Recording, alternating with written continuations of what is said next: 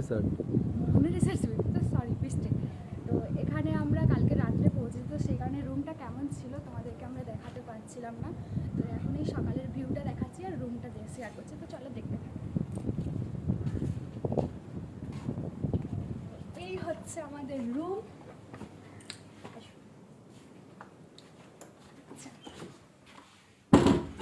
খুব সুন্দর একটা আলমারি।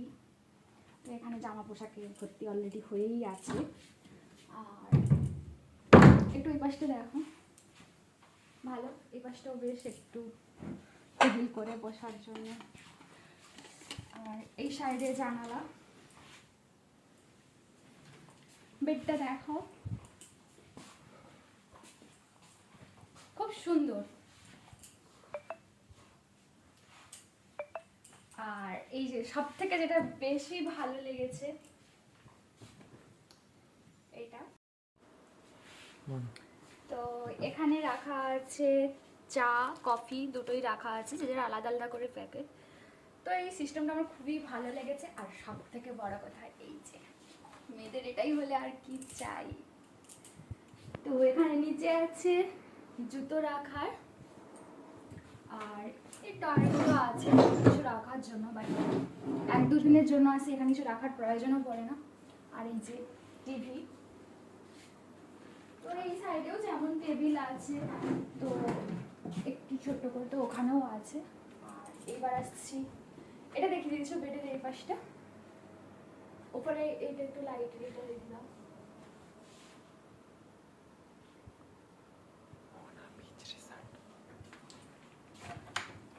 তো আসো, এটা হচ্ছে ওয়াশরুম।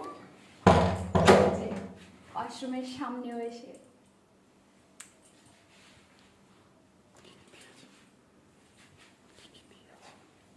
তো এখানে রয়েছে, এটা আই থিঙ্ক শ্যাম্পু, হ্যাঁ। আর এটার মধ্যে সাবান ছিল, যেহেতু আমরা কাল রাত থেকে এসেছি, তো সেই কারণে আমরা কাল বের করেছি। আর এগুলোতে চেক করি না যে কি ছিল, এখনই সকালে দেখলাম এটাতে ছিল নি। আর আই থিঙ্ক এগুলোতে ব্রাশ রয়েছে। ও একটা ব্রাশ, ও না সরি, দুটো ব্রাশ, ছোট্ট কালকে, মানে আমার না আনলেই চলতো, ঠিক আছে। আর তারপরে এই সাইডটা একটু দেখে দাও, কোমোট। আর এখানে সুন্দর, ঠিক আছে। তো মোটামুটি রুমটা বেশ ভালোই ছিল, বেশ পরিষ্কার পরিচ্ছন্ন। মানে কি বলো তো, যে যেখানে হোক, যে টাকা দিয়ে রুমে থাকবো মানে তো পরিষ্কার পরিচ্ছন্ন না হলে কেমন একটা লাগে না। তো সেখানে বেশ রুমটা বেশ দারুণ ছিল। আর দিনের বেলা বলতে এটা সকালবেলা একদম আই থিঙ্ক 6টা 6:30টার মধ্যে তখনের ভিউ এটা। সে কী বলো তো, যেন মনে হচ্ছে আমরা ঝাঁটতে বেরিয়েছি, সকলে ঘুমাচ্ছে, কেউই নেই।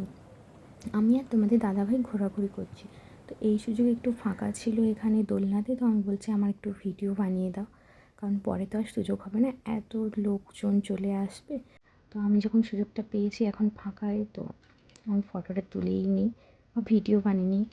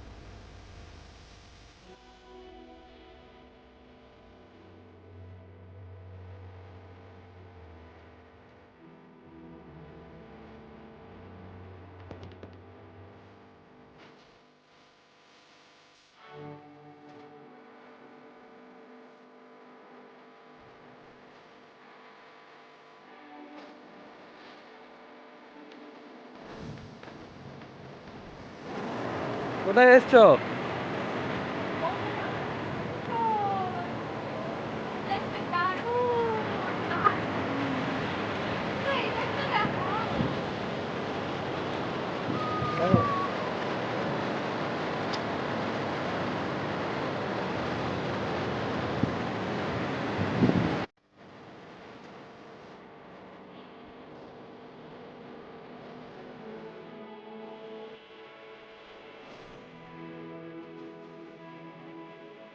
তো এখানে গাইস আমি ভিডিওর চক্করে পড়তে পড়তে বেঁচে গেছি। আমি ভাবছিলাম তোমাদের দাদাভাই ফটো তুলছে, বাট ও বললো যে ভিডিও বানাচ্ছি। তো সে কারণে মানে আমি জলের স্রোতটাও যে এসে বুঝতে পারছিলাম না। যাই হোক, বেঁচে গেছি ভগবানের কৃপায়। তো আমার তো প্লেসটা খুবই দারুণ লেগেছে, আর সব থেকে বড়ো কথা যে আমি আমার বার্থডেতে এত বড় সারপ্রাইজটা পাবো এটা আমি আশা করিনি। মানে সারপ্রাইজ পাবো জানি, তো সেটা আমি জানি যে বাড়িতেই হয়তো পাবো, বাট বাড়ি থেকে এত দূরে যেয়ে, আর সত্যি কথা বলতে না, হ্যাঁ আমার সমুদ্রটা বেশি ভালো লাগে। তো এত সুন্দর সারপ্রাইজ দেওয়ার জন্য তো অসংখ্য ধন্যবাদ জানিয়ে লাভ নেই আমার বরকে। তো এটা তার কর্তব্য, বইয়ের ভালো মন্দ খেয়াল রাখাটা তো তার কর্তব্য। তো সেই কারণে আমি তাকে ধন্যবাদ জানাচ্ছি না, আবারও ওয়েট করে আছি আগামী দিনে কবে এভাবে ঘুরতে নিয়ে যাবে। বলছি না এখন নিয়ে যেতে, যেহেতু এই ঘুরে এলাম, তো দেখা যাক আবার কবে নিয়ে যায়।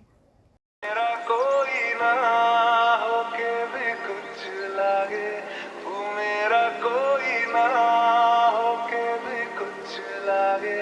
कि यार जो भी तूने कैसे किया रे, जिया को मेरे बांध ऐसे लिया रे, समझ के भी ना समझ मैं सकूं सवेरों का मेरे तू सूरज लागे, तू मेरा कोई ना होके भी कुछ लागे, तू मेरा कोई ना होके भी कुछ लागे, तू मेरा कोई ना होके भी कुछ लागे।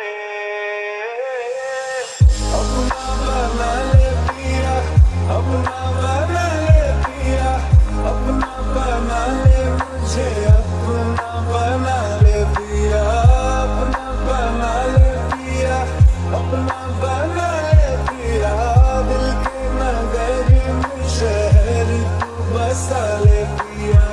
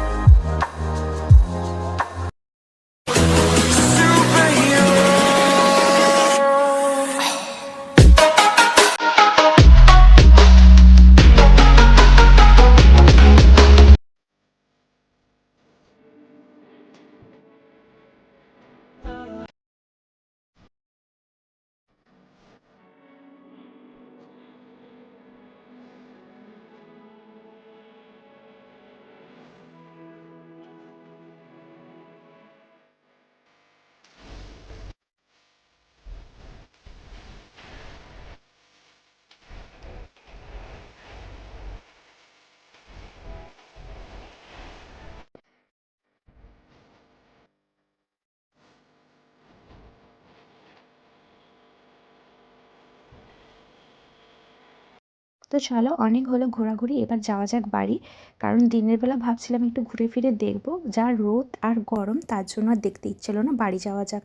তো আজকের ব্লগটা আমি এখানেই শেষ করছি, আর বাড়াচ্ছি না, বেশি বাড়ালে তোমাদের আবার দেখতেও ইচ্ছে করবে। আবারও আমার দেখা হচ্ছে নেক্সট নতুন কোনো এক ব্লগে।